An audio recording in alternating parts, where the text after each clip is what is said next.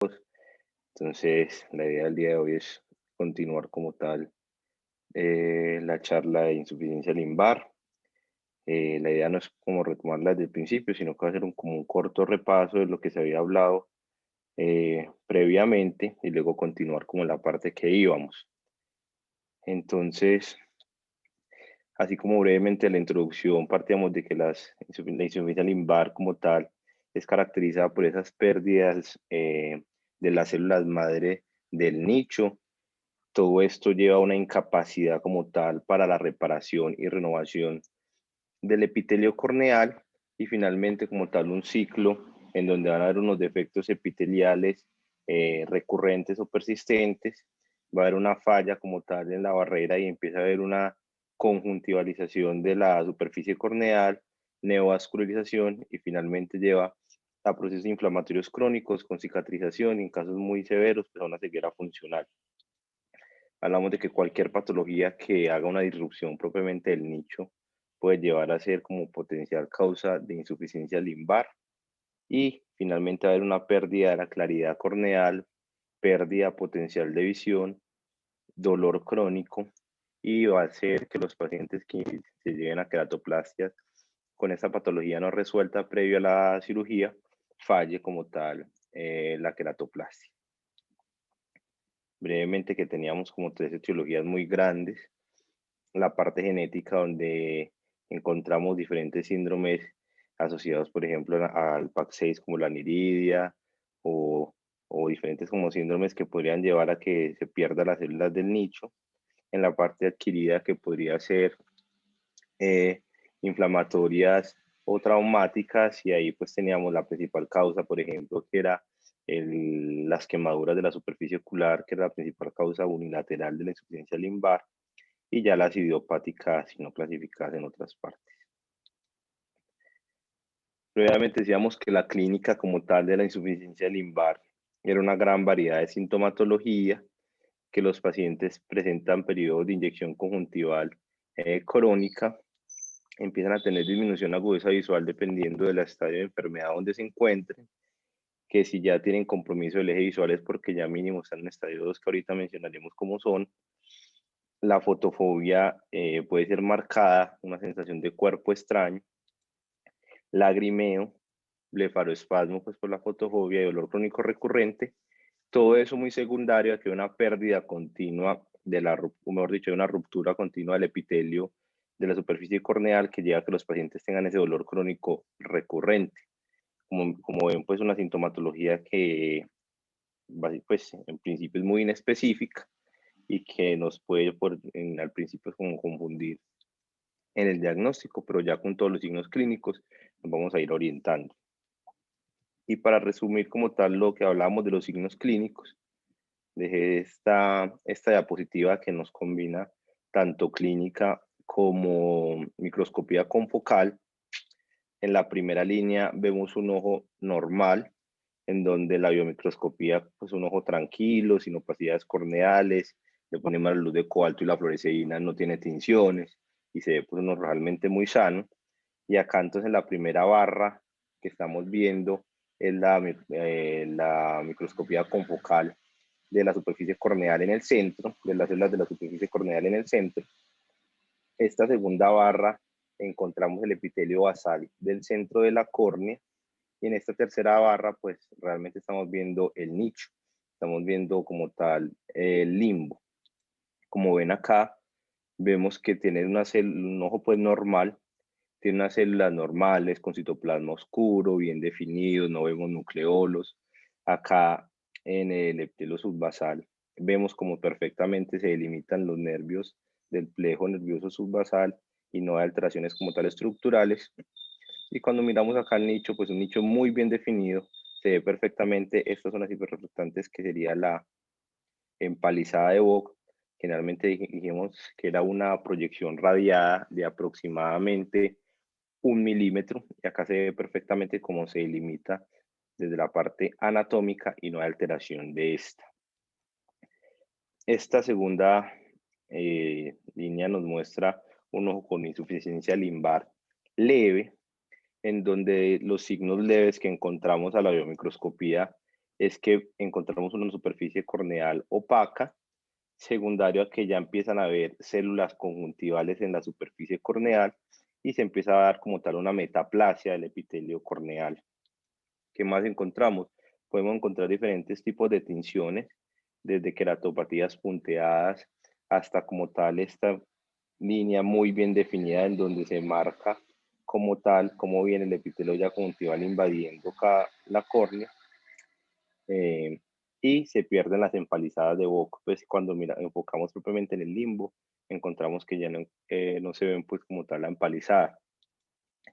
En la, en la microscopía confocal encontramos que las células ya no se ven acá con bordes claramente definidos como previamente se veía en un ojo normal, aunque persiste todavía, pues aunque se puede ver el plejo nervioso subbasal, ya no está tan bien delimitado y la empalizada pues va perdiendo su estructura anatómica. Ya no encontramos una empalizada bien definida como la veíamos previamente. Los pacientes que ya tengan una insuficiencia limbar moderada, estos pacientes pues hacen adelgazamientos epiteliales en vórtice, es decir, hacen una epiteliopatía en espiral que empieza desde la periferia hasta que va llegando al eje visual y desde la microscopía, de la biomicroscopía con luz blanca podemos identificarla y cuando hacemos la tinción vemos acá lo que ellos definen la epiteliopatía en espiral, como se ve muy bien definida. Esos pacientes ya pueden tener neovascularización. Generalmente es una neovascularización superficial. Ya tienen compromiso del eje visual, entonces por ende ya se van a quejar de que tienen disminución de la agudeza visual. Y vemos acá en la microscopía confocal cómo se empiezan a ver los nucleolos en la arquitectura de las células. Se pierde como tal ese plejo nervioso ya y la empalizada ya casi que totalmente desaparecida. Y ya en los casos más severos son pacientes que tienen defectos epiteliales, bien sea persistentes o recurrentes, y todo eso va a llevar a que ese paciente haga melting corneal y perforaciones, se pueden sobreinfectar y hacer queratitis infecciosa y pueden tener diferentes tipos de tinciones con la fluoresceína. Obviamente estos pacientes ya sí tienen compromiso de la agudeza visual y la microscopía confocal pues vemos que ya no hay empalizada, ya hay totalmente destrucción de la configuración normal de las células corneales donde ya ni siquiera pues uno puede definir cuáles los límites de esas células y toda la parte subbasal pues totalmente destruida. Mencionamos que la primera parte del diagnóstico es clínico con los hallazgos que acabé de mencionar, con la vascularización bien sea superficial o profunda, con la pérdida del brillo corneal, con las ulceraciones recurrentes o persistentes y finalmente pues con las perforaciones. Que la citología de impresión es un estudio que digamos que se ha considerado el gold estándar desde el 89 y que es un proceso simple, mínimamente invasivo, que requiere algún tipo de componente para impregnar como tal la superficie corneal y de ahí poderla estudiar, que lo que buscamos es encontrar células epiteliales, células conjuntivales o pérdida de las células corneales, pero que esa sensibilidad al estudio se está perdiendo por diferentes factores. Esos factores incluyen el material usado, la presión que ejerza sobre el papel, la localización donde ponga el papel y el tamaño de la muestra. Y que si encontramos células Globet en la citología, evidentemente tenemos una insuficiencia limbar, pero si tengamos, digamos, solamente encontramos ausencia de células corneales, eso per se no nos hace solamente el diagnóstico. Y que ya la citología negativa no me descarta el diagnóstico, por lo cual se ha llevado a diferentes estudios adicionales de la inmunohistoquímica, donde buscamos es marcadores de citoqueratinas, que decíamos que la córnea solamente marca para K12 y no marca ni para citoceratina 13 ni 7, que el limbo sí nos puede marcar K12, nos marca citoceratina 13 y 7, y que la conjuntiva solamente marca citoceratina 13 y 17, por lo cual un limbo enfermo, si tomamos como tal inmunohistoquímica de esa córnea, vemos que está marcando eh, citoqueratina inclusive 13 y 7 cuando se hacen ese limbo enfermo, y que si le hacemos una coloración de paz encontramos células Glovet y encontramos moco, que no deberíamos encontrarla. Ya hablé un poquito de la microscopía confocal y los hallazgos que encontramos, pero es un diagnóstico muy importante porque nos sirve para hacer tanto diagnóstico de la enfermedad como seguimiento de esta. Nos habla como tal de severidad del compromiso. Como vieron, dependiendo del estadio de enfermedad que se encuentre, vamos a tener diferentes hallazgos en la microscopía confocal, y nos sirve mucho para hacer seguimiento a esos pacientes que se llevaron algún tipo de trasplante, ya sea de cultivos o trasplantes, para mirar cómo es la evolución de ellos. Ya más o menos por acá íbamos el miércoles pasado, en donde el otro estudio diagnóstico sería una tomografía de segmento anterior. Digamos que es una imagen no invasiva de la superficie que incluye como tal el limbo. Nos sirve, o sea, nos sirve para cambios visuales más grandes, o nos da campo visual más grande, pero no nos ofrece la misma resolución que si nos ofrece la microscopía confocal, sentido que la microscopía nos está dando casi que forma celular y presencia de nucleolos. Esto ya nos da algo más robusto. Nos sirve para medir como tal el epitelio, nos sirve para mirar el panus, para medir la empalizada, nos define claramente como tal ese espacio en que se vuelve epitelio conjuntival y epitelio corneal, y nos habla como tal de la variedad del espesor corneal central. Acá pues en estos estudios, pues en estas imágenes que vemos acá, vemos que es un paciente que tiene como tal un defecto epitelial y que lo podemos corroborar con la OCT. Y si miramos esta imagen en donde no hay una clara transición entre el epitelio corneal, que generalmente es hiporreflectivo, y el epitelio conjuntival, que es hiperreflectante. Entonces digamos que acá vemos esto y cómo está adelgazado el limbo y la ausencia como tal de las criptas. Muy bien, entonces ya entramos como tal a la clasificación de la enfermedad. Digamos que es una clasificación que nos sirve mucho en el sentido que nos va a ayudar a tomar decisiones a cuál va a ser el tratamiento que este paciente va a requerir o que se beneficia más.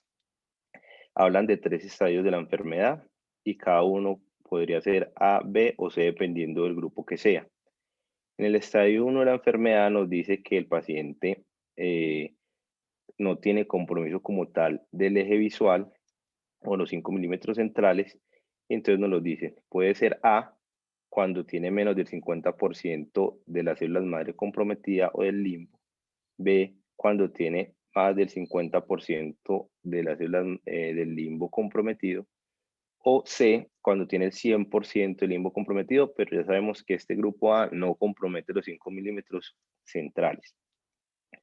El estadio 2 de la enfermedad es los que ya comprometen los 5 milímetros del eje visual central, que podría ser A o B. A cuando tiene menos del 50 y B cuando tiene más del 50 pero menos del 100, porque si ya tiene el 100% del limbo comprometido y el eje visual comprometido, pues ya pasa a ser un estadio 3 de la enfermedad. Muy importante hablar como tal de la prevención primaria. En la prevención primaria pues tendríamos que hablar de la prevención de cada una de las enfermedades que causa la insuficiencia lumbar, pero importante tener cosas grandes que obviamente depende del mecanismo causal.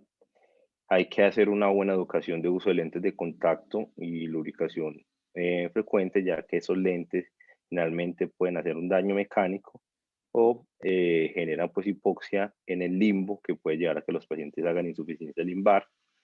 Uso de protección ocular, manejo sistémico de las enfermedades inflamatorias que pueden comprometer como tal el limbo, como es un Steven Johnson, como es un NET, que son enfermedades que pueden comprometer propiamente el limbo, y que si se hace un buen manejo sistémico se podría impactar en el manejo de la patología ocular.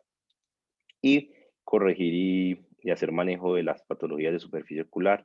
Muy importante corregir si tienen lesiones en párpados, si tienen mal posición de los párpados, y como tal mejorar la superficie ocular. Entonces el manejo médico de la insuficiencia lumbar incluye primero restaurar como tal la película lagrimal y así como tal disminuir la inflamación de esa superficie crónica. Es como tal el pilar en los pacientes con estadio 1 de la enfermedad y estos pacientes realmente pueden responder bien a la terapia médica. Nos sirve como tal para estabilizar y mantenerlos en un estadio pues ahí controlado mientras de pronto se tiene como una opción quirúrgica para ellos dependiendo de avance o no avance la enfermedad. La idea es con ellos usar lubricante sin preservantes, hacer buena higiene palpebral y calor local en los pacientes que tengan patología palpebral asociada, limitar como tal el uso de lentes de contacto, ya que como mencionamos estos pueden causar hipoxia del limbo, pueden causar anormalidades como tal en la distribución de la película lagrimal, trauma mecánico y la inflamación que puede empeorar como tal el cuadro del paciente. Dependiendo del grado de inflamación, utilizar o no ciclos de esteroides, bien sea a corto o a largo plazo, y empezar a usar ahorradores de esteroides como tales, como la ciclosporina, e inclusive suero autólogo en estos pacientes. Si miramos algunos estudios que hayan hecho como tal solamente manejo médico, en esta publicación de Ophthalmology del 2014, realizada en Chicago, pues ellos querían mirar cómo era la evolución de estos pacientes que recibieron pues manejo médico. El objetivo es obviamente esto, describir las características clínicas y la respuesta al tratamiento médico, que incluyeron 22 ojos de 15 pacientes entre un periodo de 2007 y 2014, y estos pacientes realmente 13 ojos eran por uso de lentes de contacto, 3 ojos eran por rosácea ocular, 2 ojos por toxicidad propiamente por cloruro de benzalconio y 4 ojos eran idiopáticos como tal en insuficiencia limbar. Y los desenlaces que ellos miraron era mejoría de agudeza visual o mejoría de signos de insuficiencia limbar. Y para ello la intervención lo que correspondía a tratamiento médico incluía esteroides tópicos, ciclosporina tópica, vitamina A, doxiciclina oral y oclusión de los puntos lagrimales. Y entonces ellos solamente encontraron que 4 ojos mejoraban con los lubricantes de interrupción de los lentes de contacto y que 18 ojos requieren algún tipo de intervención médica adicional. Pero cuando miran como tal eh, en la superficie ocular de esos pacientes a 15 meses, casi que eh, ellos se mantuvieron como estables en esa parte de superficie ocular y los que mejoraron líneas de visión de 20/42 a 20/26 según lo que ellos reportan en los estudios. Y lo otro que viene en la parte de manejo médico es toda esta parte de los anti-VEGF. El bevacizumab tiene como tal efectividad en reducir neovascularización corneal. Este tipo de terapia se hace bajo un reemplazo protésico del ecosistema superficie ocular, pues que es el PROS, en donde utiliza pues un dispositivo protésico fabricado, generalmente diseñado por Boston Sight, y eso es un lente de contacto gas permeable en donde se le adiciona pues el anti-VEGF. En estudios que busqué, que encontré pues en esta serie de casos de 13 pacientes que cogieron entre el 2006 y el 2017, usaron el bevacizumab al 1% sin conservantes 2 veces al día con este sistema PROS y lo siguieron a 6 meses. Inclusive ellos hablan de reportes desde los 3 meses hasta 10 años con, con este sistema. Y lo que ellos miraron eran desenlaces medios como mejor agudeza visual en estos pacientes y regresión como tal de la neovascularización, y encontraron que en el 92% de los casos, es decir, 12 casos, tuvieron regresión de neovascularización y en 10 casos, que correspondía al 77%, tuvieron mejor agudeza visual corregida con el tratamiento. Entonces, digamos que es una opción de tratamiento en nuestros pacientes de estadio 1 para hacer regresión como tal de la neovascularización e impacta como tal en la agudeza visual.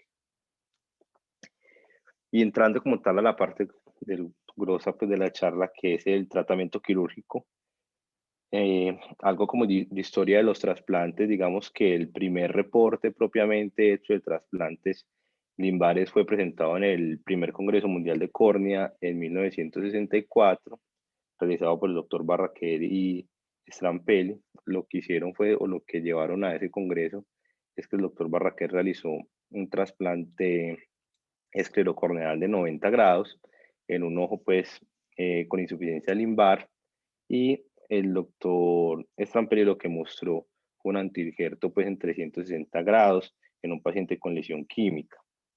Posteriormente, en la evolución de estos trasplantes, en el 89, el doctor Zeng y Hyun describieron como tal lo que fueron los primeros trasplantes conjuntivo-limbares en pacientes que tenían trastornos de la superficie ocular, especialmente en 26 ojos con lesiones térmicas y lesiones químicas. Y Jenskin empezó a reportar efectos adversos propiamente de estos trasplantes conjuntivos lumbares en el ojo donante, que digamos que el ojo donante podría llevar a hacer una insuficiencia limbar al retirarle pues limbo a esos pacientes, pero digamos que fue unos reportes pequeños y realmente este efecto adverso no es muy frecuente. Entonces empiezo a hablar como tal de membrana amniótica, digamos que se puede usar membrana amniótica sola o dos capas. Digamos que la membrana amniótica es útil en la fase aguda, le promueve la curación del epitelio y hace como tal alivio de la inflamación. Lo que se realiza con ella es un parche como de superposición de forma temporal que le permite tanto proteger la mecánica corneal como promover cicatrización de los defectos epiteliales, con unos efectos como antiinflamatorios pues bastante marcados. Cuando uno mira como tal estudios que comparen membrana amniótica versus tratamiento médico en los pacientes en estadio 1, estudios importantes, prospectivos, aleatorizados, controlados, digamos que en ellos no demostró ventaja a largo plazo de la membrana amniótica sobre la terapia médica, en términos pues que ellos midieron como agudeza visual o aparición de simbléfaro o vascularización corneal, pero sí como tal en mejoría de los síntomas. Y sabemos que tiene como tal unas propiedades tanto mecánicas para evitar que propiamente invada el epitelio corneal, como biológicas, que es toda esta parte de compromiso inflamatorio y cicatricial que tiene propiamente la membrana. Esta membrana a su vez digamos que se puede utilizar con pegamento, con sutura. Inicialmente pues los estudios son muy variables. Hay estudios que incluyen pegamento y otros que incluyen suturas y realmente no hay como algo, un consenso en que cuál es mejor o cuál es peor. Hablan que las suturas podría generar un poco más de inflamación y el estrés de quitarlas posterior, pero realmente no encontré un estudio que compare suturas versus pegamentos para mirar cuál es la opción mejor en estos pacientes con membrana amniótica. Y hay otros digamos que usan membrana amniótica combinadas, es decir, ponen dos membranas amnióticas que podría hacerse colocándolos directamente sobre la superficie corneal encima del tipo de trasplantes que se le va a realizar. Digamos que en este tipo de procedimientos lo que se busca es que la membrana quede directamente sobre el epitelio corneal desnudo. Así logra, pues, o lo que se ha mostrado es que tiene mayor control de la inflamación y generalmente se cree que promueve una mejor ambiente para que crezca como tal ese trasplante que se está realizando. La otra opción que se usa con la membrana amniótica es como que fuera un lente de contacto, es decir, como inicialmente poniendo el trasplante y encima la membrana amniótica. Y con esto lo que se busca, o el papel que se cree que hace eso es protección propiamente mecánica de los injertos y evitar como tal las agresiones externas que podría dañar el trasplante. Y está la técnica de sándwich, que incluye dos membranas, una sobre el epitelio corneal desnudo, encima como tal el trasplante, y posterior se pone una segunda membrana amniótica que lo que hace es mantener ese trasplante y hacer los dos efectos, tanto directamente sobre la superficie corneal con todas sus propiedades antiinflamatorias y cicatrizales y como techo cubriendo eh, el trasplante. Acá un caso cortesía del doctor Mauricio Vélez, que nos comparte este caso que tuvo pues, en su consulta particular, en donde llegó una paciente femenina que tenía antecedente personal de radioterapia en la cara y secundaria pues, a la radioterapia realizó una insuficiencia limbar. cuando vemos pues la foto inicial de la paciente, pues vemos que tiene pues su vascularización superficial, pérdida del brillo corneal, pero realmente el eje visual está como conservado. Y la opción que se le presentó a esta paciente es realizar manejo médico con membrana amniótica. Entonces acá vemos el, cómo el doctor le colocó pues la membrana amniótica que fijó con puntos. Y esto es, por ejemplo, una semana después donde le pone tinción. Esto es la tinción propiamente de la membrana. Acá ya se está reabsorbiendo y encontramos esta paciente meses después con que ya no vemos como tal propiamente vascularización de la córnea y vemos un ojo mucho más tranquilo, con mejoría de la sintomatología y ya con más claridad de la superficie corneal. Muy bien. Ya hablando como tal de los injertos conjuntivolimbares y los queratolimbares, digamos que la indicación propiamente de hablar de injertos es porque ya tienen compromiso del eje visual. El objetivo es repoblar como tal la superficie corneal y repoblar estas células madre del limbo. Depende, se clasifica según, digamos, el tipo de células, entonces podemos encontrar injertos, pues autoinjertos, que es donde el donante es el mismo paciente, aloinjertos en donde se saca esas células madre de un paciente, pues de un donante cadavérico, y dependemos de un tipo de injertos de células madre. Ese tipo de injertos puede ser que sea propiamente células madre del limbo, o podemos tomar células, por ejemplo, de la mucosa yugal. Entonces acá de eso se refiere como tal el tipo de injerto. Incluido también se habla de folículo piloso o otros tejidos que contienen células madre. Digamos que el rechazo inmunológico depende del tipo de células madre trasplantadas. Los pacientes que reciben autotransplante, realmente el riesgo de rechazo es mucho más bajo que los pacientes que reciben pues un alotrasplante, debido a que hay incompatibilidad de tipo HLA y requieren algún tipo de inmunosupresión sistémica para evitar que ocurra rechazo, pero el rechazo pues como tal puede ocurrir. Estos pacientes podrían requerir queratoplastas penetrantes posterior al procedimiento, debido a que pueden quedar con opacidades estromales importantes que requieren ya pues un reemplazo con una queratoplasta penetrante para volver a como para tal mejorar estas opacidades y mejorar como tal esa agudeza visual. Y digamos que en los casos unilaterales, en donde se toma el tejido del ojo contralateral, podría el sitio de toma de ese injerto conjuntivo limbar podría causar pues una insuficiencia limbar. Esto realmente tiene incidencia como tal baja, debido a que se saca pues realmente máximo 4 zonas horarias de células madre. Acá pues unas fotos de más o menos cómo es el procedimiento, un clavo, pues o un injerto conjuntivo limbar.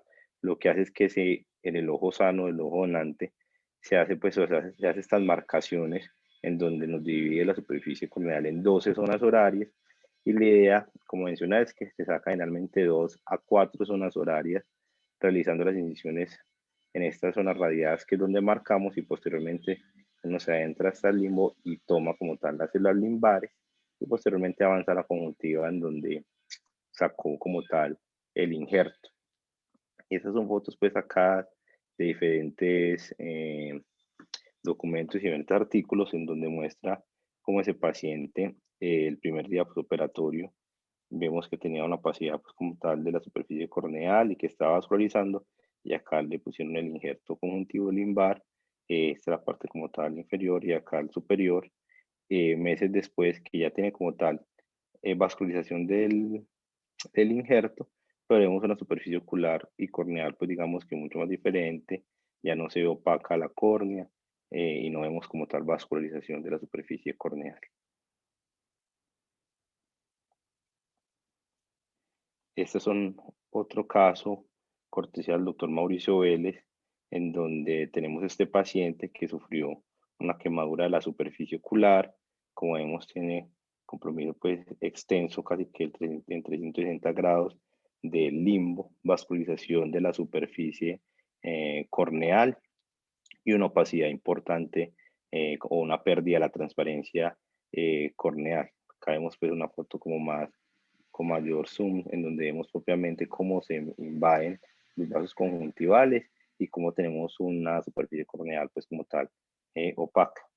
Este paciente, el doctor lo llevó a un injerto conjuntivo limbar y acá tenemos acá la fotico en el primer día postoperatorio y cómo quedó acá con mayor zoom, cómo se ve el injerto de este paciente, y esta es la foto final en donde vemos que ya en esta zona ya se ve mejor como tal la vascularización y que ya no tiene tanta, o mejor dicho, ya va mejorando la transparencia de la córnea.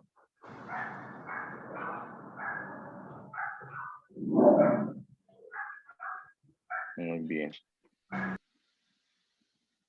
Acá los injertos queratolimbares, digamos que utiliza una córnea periférica cadavérica y limbos obtenidos de bancos de ojos. Este procedimiento es útil en los pacientes que tienen insuficiencia limbar bilateral o que es unilateral y el paciente como tal rechaza usar tejido de su ojo sano, o cuando no hay compatibilidad del HLA con el del ojo donante. Digamos que es un procedimiento que repara o restaura el limbo en 360 grados, pero como está, pues está trasplantando cierta carga importante del limbo, pues obviamente va a tener mayor riesgo de rechazo porque tiene mayor carga halogénica, que obviamente esos pacientes se inmunosuprimen, pero sigue existiendo el riesgo como tal de rechazo. Esta técnica original pues es útil en pacientes que tengan conjuntiva relativamente intacta, o los pacientes digamos que no tienen conjuntiva intacta, pues se ha realizado algunas modificaciones de la técnica original, que es esta técnica de Cincinnati, en donde hacen una combinación de alinjertos limbares conjuntivales relacionados con vida, que es el IRCLAL, y lo combinan con estos alinjertos queratolimbares. Obviamente, como vemos, son ambas técnicas con tejido halogénico, por lo cual requieren inmunosupresión sistémica y, como he mencionado, alto riesgo de rechazo por el paciente, pues. Y obviamente la inmunosupresión puede ser una limitante, ya que requiere monitoreo continuo y existe pues el riesgo de rechazo inmunológico. Bueno, las técnicas de cultivo, entonces el trasplante de cultivo limbar o el CLET es un producto como tal de ingeniería de tejido autólogo, en donde un sistema que es el holoclar va a definir como tal el número mínimo de células positivas. Generalmente son células marcadas con P63, que eso representa son como tal holoclones, y lo que nos dice como tal es el número de células que yo necesito para trasplantar en esos pacientes. Este sistema requiere como tal un pequeño injerto de un ojo sano de aproximadamente 2 milímetros, y lo que hace ese sistema es que se expande ese explante intacto, se cultiva aproximadamente por 2 semanas en membrana amniótica o fibrina. Digo aproximadamente porque el mismo sistema también le muestra como tal la fecha que él tiene prevista que tenga los suficientes holoclones para ser trasplantados. Y en ese paciente pues se lleva una queratektomía superficial completa y posteriormente recibe la construcción de esas células madres diseñada ex vivo. Este sistema holoclar ya mencioné que define como tal la fecha a explantar, y lo que se hace es que cada vez se usa libres xenobióticos, así disminuye como tal el riesgo de transmisión de enfermedad, y adicional a hacer libres xenobióticos pues disminuye el tipo de riesgo de reacción inmune. Acá pues una foto muy esquemática de cómo funciona este sistema. Se toma el tejido pues sano, aproximadamente 2 milímetros, se lleva a cultivo, acá está el tejido desplantado y cómo se cultiva, y posteriormente se lleva al ojo afectado, se hace la queratektomía superficial, se coloca lo que se cultivó, y pues esto es lo esperado, que el ojo termine así de bien. ¿Qué pasa? Ese sistema pues de CLET o de trasplantes o los cultivos minimiza la exposición a antígenos no propios en el caso de injertos halogénicos, ya que en todo este periodo del cultivo se van perdiendo células de Langerhans, que normalmente son células que son presentadoras de antígeno, se pierden melanocitos y se pierde como tal endotelio vascular, que todo eso hace que exista menos riesgo de rechazo a los injertos halogénicos. Cuando comparan cultivos de autoinjertos versus los halogénicos, ellos como tal, en el éxito de agudeza visual no encuentran diferencias. Obviamente los halogénicos sí tienen mayor riesgo de rechazo. Y el mecanismo de acción pues, de esta técnica es bien interesante, ya que lo que hace es como tal una migración para generar un nuevo nicho, restaurar como tal ese epitelio corneal y estimular a que se hagan más células amplificadoras, esas ITAC, que son las células amplificadoras tempranas, y las TAC, que son las células amplificadoras ya pues más maduras, para promover que haga una reepitelización de la superficie corneal. Una cosa pues muy importante es que esto no regenera propiamente la estructura limbar del hospedero, y importante pues saber que esta técnica no se sabe muy bien cómo se mantiene la longevidad de la técnica a lo largo del tiempo. Parece ser como tal una respuesta limitada. El éxito es más o menos del 67% en estudios a corto plazo. Para ellos corto plazo son 5 años. No encontré pues como tal un estudio que abarque más de 5 años de seguimiento de estos pacientes. Bueno, hablando de técnicas que cada vez pues se vuelven frecuentes y son como las últimas técnicas descritas, es el trasplante epitelial limbar simple, o el SLET. Es una técnica que es como tal relativamente nueva, en donde se toma una biopsia de 2x2 y lo que se hace es dividir esa biopsia en 8 a 10 piezas y se distribuye a través después como tal de la membrana amniótica. Ahorita les voy a mostrar un video de esta técnica. Lo que hace es que se forman como unos pseudonichos, unos islotes, y empiezan a crecer esos islotes de células alrededor de estos injertos que estamos colocando, y más o menos a las 2 semanas se tiene una superficie corneal poblada. Digamos, estudios multicéntricos, más o menos con 68 casos, encontró una corda completamente limpia en el 80% de los pacientes con seguimiento a 12 meses, y al igual que los cultivos, no restaura como tal el nicho, y no está claro cómo se mantiene la longevidad de esta técnica. Inclusive sus pacientes muchas veces posterior a esta técnica, 6 meses o un año, son llevados a queratoplasia y no se sabe muy bien cómo se mantiene estas células trasplantadas. Y lo que se hace es formar esos centros formadores de colonia en la superficie corneal, y así pues va formando los islotes de crecimiento de células epitelial y células diferenciadas. Acá les tengo pues un video de cómo es. Lo que se hace es el ojo donante se marca más o menos 2x2 de donde se va a tomar las células limbares. Se empieza la disección como tal de la conjuntiva y se va entrando hacia el limbo. Posteriormente se hace la desinserción. Acá vemos que está insertando la TEN y se queda totalmente desinserta la TEN. Se van adentrando hacia el limbo y van tomando lo máximo, que más o menos dimos que era 1 milímetro, que se mete ese plejo, ese nicho hacia la córnea, se retira el exceso de conjuntiva y ya se tiene más o menos el tejido que se va a trasplantar. Eso es de un ojo donante vivo. Si es un ojo, o pues mejor dicho, si es un donante cadavérico, se toma directamente la biopsia de 2x2. Posteriormente, en el ojo pues que se va a trasplantar, se hace sabemos que hace la disección total de la conjuntiva en 360 grados, una peritomía en 360 grados. Posterior hace esa panectomía y retira como tal todo ese tejido fibrovascular que está invadiendo la superficie corneal.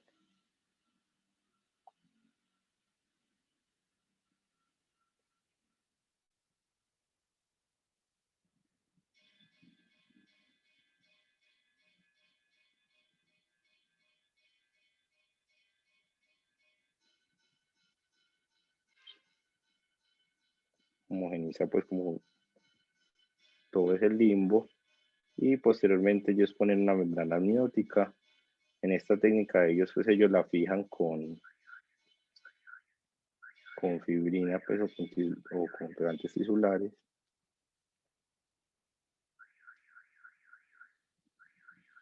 Acá vemos cómo coloca pues la membrana amniótica, posteriormente retiran ese exceso de membrana pues que les sobra, y el siguiente paso llegan y ponen como tal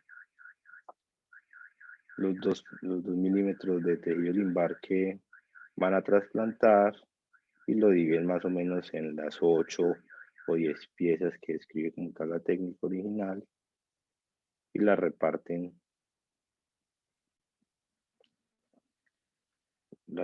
Acá estamos viendo cómo la dividen por toda la córnea.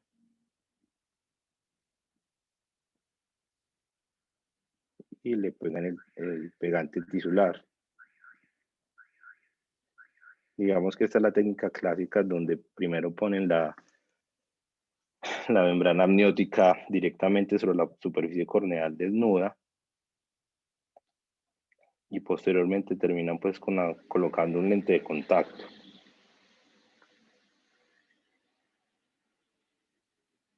Acá pues solo foticos de SLED de pacientes que llevan a SLED de diferentes artículos y vemos pues cómo hacen la panectomía, ponen como tal las células o lo que van a injertar y como vemos un ojo 6 meses después inclusive todavía tiene acá su invasión vascular. Ese mismo paciente lo llevan posteriormente a queratoplastia y cómo se mantiene la superficie corneal clara. El problema es que acá tiene pues una vascularización superficial. Y esa técnica, pues, la estándar es como la que vimos en el video, en donde coloca la membrana amniótica sobre la superficie corneal desnuda. Hay una técnica modificada, que es la que ponen directamente el tejido limbar sobre la superficie corneal y ponen un techo de membrana amniótica, o el sándwich, que es que ponen la base de la membrana y encima ponen otra membrana. Muy bien, los trasplantes de mucosa oral o el COMET son útiles en los pacientes con casos bilaterales de insuficiencia limbar, enfermedades sistémicas en donde tenga como tal limitado el uso de injertos porque tengo contraindicación para la inmunosupresión. Fue descrito en el 2003 y lo que utiliza este trasplante es un revestimiento epitelial de mucosa yugal. Esto es un epitelio estratificado no queratinizado y generalmente es muy bien tolerado como tal en la superficie corneal. Es un tejido fácil de trasplantar, de fácil acceso quirúrgico, con alta capacidad regenerativa, generalmente no se queratiniza y generalmente en el sitio donde se sacó como tal ese epitelio de mucosa oral, pues no hay mayor cicatrización. Es una técnica que usa pues desde 2 hasta 10 milímetros de diámetro de tejido para trasplantar. Es un mucoso oral sin grasa y a menudo generalmente se toma del interior de la mejilla. Generalmente se puede cultivar o se puede trasplantar intacta y siempre usar como tal libres xenobióticos o se pone sobre autólogo para minimizar al máximo el rechazo. Digamos que esta técnica no es la que mejor muestra como tal resultados como tal en agudeza visual, pero sí tiene buena respuesta en conjuntivalización y opacidades corneales o neovascularización, y estos pacientes podrían requerir pues queratoplastias posteriores. Es común pues que sus pacientes pues, o a largo plazo la agudeza visual, como mencionamos, no es la mejor o no es la mejor agudeza alcanzada versus otras técnicas. Esto debido a que puede haber una diferenciación incompleta de mucosa oral a epitelio como tal corneal. Y tenemos que hay otras fuentes de células madre adicionales, como el folículo piloso, como la pulpa dental, como las células madre pluripotenciales inducidas, que esto va como tal en estudio, o hasta lo que encontré pues en estudios en ratones y lo que se mira, o estudios en animales, y lo que se quiere buscar es como otras opciones de células madre que podrían servir como trasplante. Solamente pues voy a mencionar algo puntual de este metaanálisis publicado en JAMA Ophthalmology.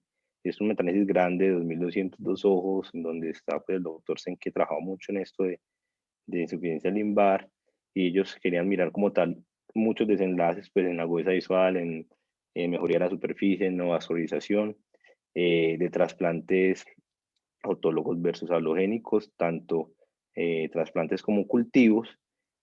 Realmente pues ya les voy a mostrar como el metanálisis de este puede ser por Explore, pero realmente los pacientes que reciben autotrasplantes tienen mejores agudezas visuales finales y obviamente menores rechazos y, eh, ¿y qué?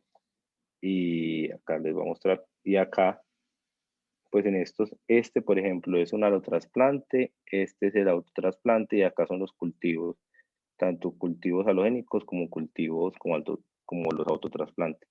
Como tal, todos tuvieron desenlaces a favor pues de la estadística, o sea, ORs por debajo de 1 con intervalos de confianza estadísticamente significativos en, en los estudios, pero digamos que el que más precisión de los resultados presentó fue los autotrasplantes, diferente, por ejemplo, a los allotrasplantes que tienen intervalos de confianza más amplios. Y acá algo como tal de cómo ha evolucionado toda esta terapia de trasplantes a través del tiempo, desde que se empezaron a hacer como tal o desde que se empezó a hablar de trasplantes hasta la evolución pues que estamos llegando actualmente con el autoslet, inclusive el alloSLED.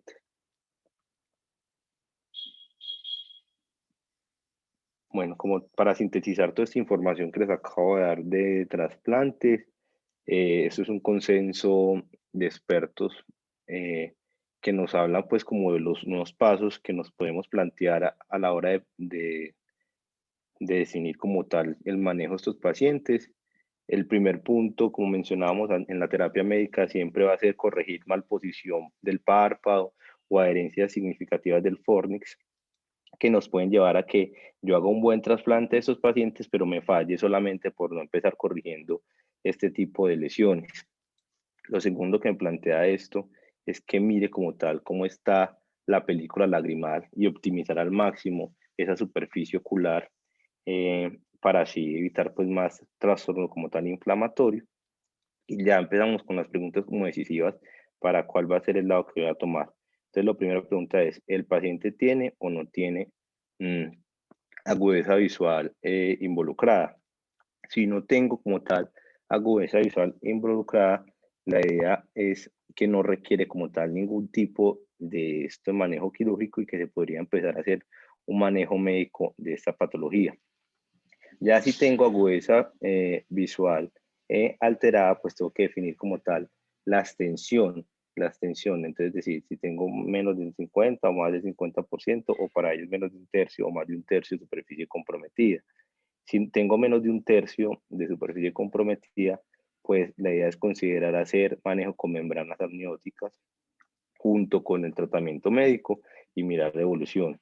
Pero si tengo más de un tercio comprometido, la siguiente pregunta que me hago es, ¿esto es una patología unilateral o bilateral? Si es una patología unilateral, tengo la opción de hacer los injertos conjuntivos limbares o hacer un autoslet. Si fallo como tal con estas técnicas, pues dependiendo de donde esté y si tengo disposición o no, de cultivar, de hacer cultivo ex vivo y posteriormente hacer un autoclet. Si ya es un compromiso bilateral, entonces la pregunta es, ¿puedo o no puedo inmunosuprimir a mi paciente? Si no puedo inmunosuprimir a mi paciente, pues tengo que tomar células madre de alguna parte, y esa parte sería hacer un comment, que es coger mucosa yugal. Pero si puedo, pues entonces está la opción de hacer una LUESLET en estos pacientes o un injerto queratolimbar. Y si fallo como tal con esto, pues la opción sería cultivar células halógenas pues o de donante cadavérico y trasplantarlas.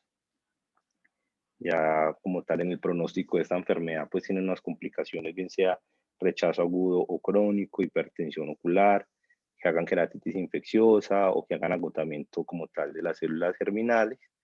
Y como tal, en objetivo, pues el objetivo que siempre queremos es restaurar la superficie ocular, mejorar síntomas y mejorar agudeza visual, dependiendo pues la técnica, pero más o menos el éxito podría ir de 75-80% al año y a los 5 años pues más o menos de 50%. Ya como conclusiones de esta charla, a partir que la insuficiencia limbar puede ser causada por múltiples causas, defectos genéticos, por causas infecciosas, por traumas, por quemaduras, por daño secundario propiamente del nicho. Se puede manifestar como cicatrización anormal de una herida epitelial corneal o conjuntivalización de la superficie corneal, siempre en epitelopatías recurrentes o persistentes y adelgazamiento del epitelio, bien sea con o sin vascularización. Se puede observar no solamente exclusivo de insuficiencia limbar. Ya sabemos que se clasifican en 3 grupos, que esa clasificación nos sirve para tomar decisiones en tratamiento. El diagnóstico es clínico inicialmente, tenemos estudios como la microscopía confocal, como el OCT de segmento anterior, y el manejo médico y quirúrgico depende del estadio del compromiso del eje visual que el paciente tenga. Muchas gracias. Acá, excelente presentación, hombre. Yo creo que los módulos del miércoles y nos dejan muy contentos porque revisaste muy bien el tema, hombre. Aquí veo a Mauricio presente, que desafortunadamente el miércoles pues sucedió el inconveniente por la dificultad de desplazamiento, pero creo que era pues, interesante tenerlo en 2 partes, porque sí es muy extenso y tiene mucho dato que cerrarse, digámoslo Sí, es así. muy extenso, sí, señor, pero muchas gracias. Pero muy buena conferencia. Aquí tuvimos casualmente a Virender San Juan cuando recién había descrito la técnica del SLED, vino al Congreso Nacional, presidente justo en el 2012, si no estoy mal, 2000, sí fue que estuvo acá. Entonces es una técnica que no es tan nueva, pero sí no tiene tantos años en todo caso y es una buena opción, pero como entraste tiene sus limitaciones.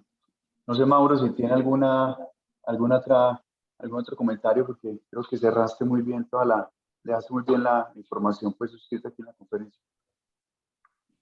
No, buenos días, no mucho para agregar, me parece una muy buena revisión del tema. Yo a veces en unilaterales, en quemaduras severas unilaterales con Symblefaron para reconstrucción, también utilizo la mucosa yugal, como la mencionaste, en los casos bilaterales. Como en el caso en la foto en el que mostraste inicialmente para estabilización y reconstrucción de superficie, se le implantó mucosa yugal previamente al injerto conjuntivo limbar autólogo. Y pienso que como conclusión, pues acá no tenemos manera de cultivar células limbares y a nivel mundial, no solo porque aquí no cultivemos, sino a nivel mundial, los pacientes con quemaduras bilaterales en los que se haga extensión de células para reconstrucción, siempre necesitan inmunosupresión, pues la tasa de éxito en realidad no es tan alta como se ha mostrado en los primeros trabajos que hicieron y básicamente en los que hizo el doctor Zeng. Los resultados eran más altos a los que se encuentran actualmente. No, en realidad, muy buena revisión, muy buena, Juan, felicitación. Muchas gracias, profe. Excelente. Aquí en el chat veo muchas felicitaciones. Aquí dice la doctora Castillo que para las personas con experiencia en esta cirugía y que una quemadura química por álcali con insuficiencia limbar secundaria, ¿cuánto tiempo puedo esperar aproximadamente para hacer un injerto de limbo y qué debo esperar para que la inflamación mejore? Gracias.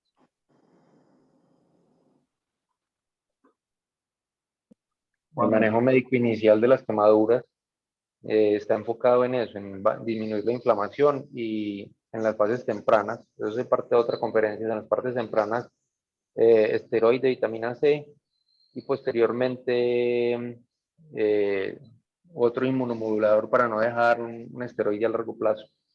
¿Cuál era la otra pregunta? Se me olvidó. Básicamente, ¿cuánto tiempo se debe esperar? Sí, el tiempo de espera.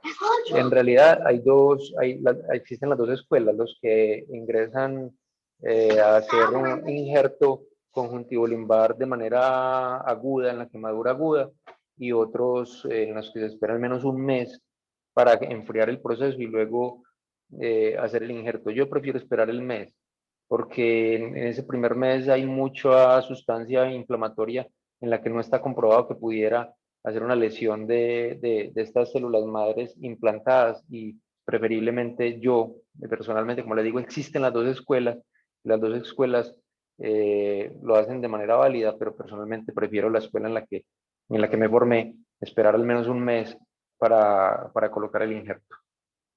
Mauricio, es otra cosa, creo que también no solamente hay una oleada de citoquinas, sino de medicamentos con otras sustancias tóxicas. Entonces termina uno también con los mismos medicamentos generando hasta mal pronóstico de esas células. Sí es mejor, creo yo que es mejor esperar. Sí, yo pienso que hay una tormenta de inflamación en la superficie ocular que no debe ser muy propicia para una reconstrucción en la que queremos o estamos buscando un resultado. Y estamos hablando de quemaduras unilaterales, pues las quemaduras bilaterales ya son otro paseo. Y quiero muchas felicitaciones para el doctor Juan. Muy buena conferencia aquí está el día de hoy. Carlos. Doctor Zapata, buen día. Buen día, Zapata, aunque es retinólogo, estuvo un tiempo con el doctor Seña allá en el Basque Palmer. ¿Cómo está, Jorge, hombre? Muy bien. Excelente conferencia. Así es. Muchas gracias, doctor. Listo. Pues no sé, cositas para la prevención me parece muy importante y los que dan docencia en pregrado, el manejo de las quemaduras químicas me parece importantísimo porque el manejo inicial en urgencias depende también mucho del pronóstico. Y lamentablemente pues la educación de 15 días de pregrado en oftalmología se enfoca en otras cosas que a veces no son prácticas y el manejo de la quemadura química inicial es muy importante. Y hablando de la membrana amniótica, pues el doctor Senna, el éxito es como promocionarla. Él tiene pues su laboratorio donde distribuye la membrana amniótica en Estados Unidos y él ha promocionado y el manejo inicial con membrana amniótica, manejando toda la inflamación y eso es básico también para el oftalmólogo desde el inicio. Por ahí una cosa muy cierta y por eso me parece muy válido lo que hacen los residentes con estos congresos que hacen al grupo de médicos generales. Y es cierto, la capacitación como médico general en oftalmología en el país es bastante limitada. Y por eso programas como el que lidera el doctor Bajamón también en pregrado buscan que el médico general se pueda enfrentar bien a estos pacientes. Y creo que esta que es la verdadera emergencia ocular, junto con la obstrucción de arteria central, siempre se le recalca en el manejo. Entonces, en ese sentido, al menos con el grupo cercano, se tiene un buen trabajo, pero sí falta mucha promoción dentro de los médicos generales, que es a quienes les llega estos pacientes, obviamente. Gracias, Jorge, por participar. No sé si hay algún otro comentario. Lo que pasa es que Juan nos dejó con poco que hablar con la conferencia. La desarrollaste muy bien, hombre, Juan. Felicitaciones. Muchas gracias, profe. Muchas gracias. Yo ahora les paso el link para que puedan repasar